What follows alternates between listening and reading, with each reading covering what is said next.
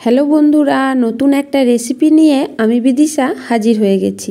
আমার আজকের রেসিপি বাঙালির অতি পছন্দের দুধ পুলি পিঠা। শীতের দিনে বাঙালির ঘরে দুধ পুলি পিঠা তৈরি হবে না এমন বাড়ি বোধহয় খুঁজে পাওয়া যাবে না। আর এই রেসিপিটাও তোমাদের সকলেরই জানা। তাও আমাদের বাড়িতে কিভাবে এই পিঠাটা তৈরি হয় সেই রেসিপিটাই তোমাদের সঙ্গে শেয়ার করব।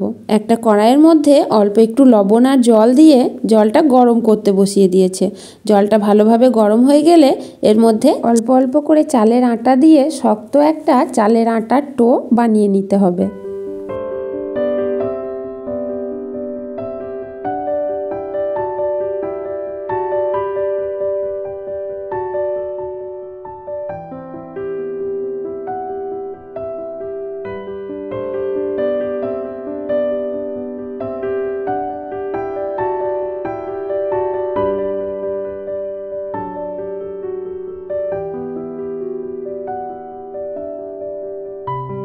চালের আটার টো রেডি।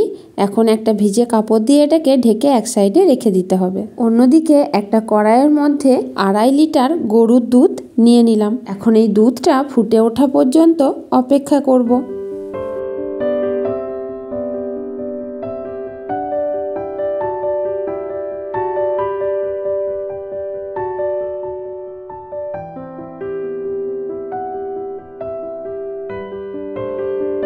এখন এর মধ্যে একটা তেজপাতা আর 5টা গোটা এলাচ দিয়ে দিলাম। এবার গ্যাসের আঁচটা লোতে করে দিয়ে দুধটাকে বেশ কিছুক্ষণ ফুটিয়ে একটু ঘন করে নিতে হবে।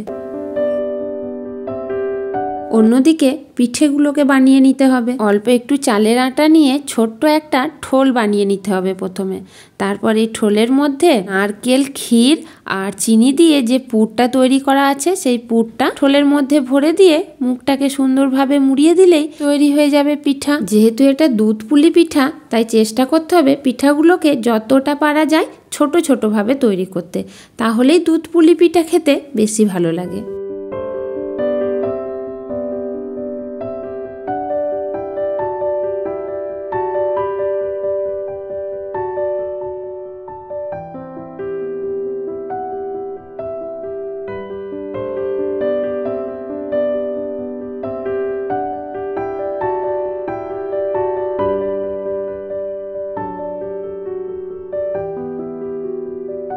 এখানে আমরা নিজেদের পছন্দ মতো বিভিন্ন রকমের পিঠাগুলো বানিয়ে নিয়েছি। দেখো, এদিকে দুধটাও ফুটে ফুটে বেশ ঘন হয়ে এসছে।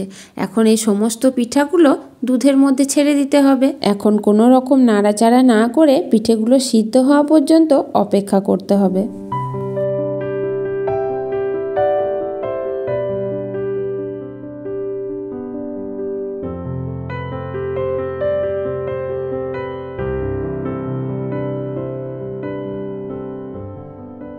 পিঠেগুলো যখন দুধের উপর ভেসে উঠবে তখন বুঝতে হবে পিঠে কিন্তু একেবারে সিদ্ধ হয়ে গেছে।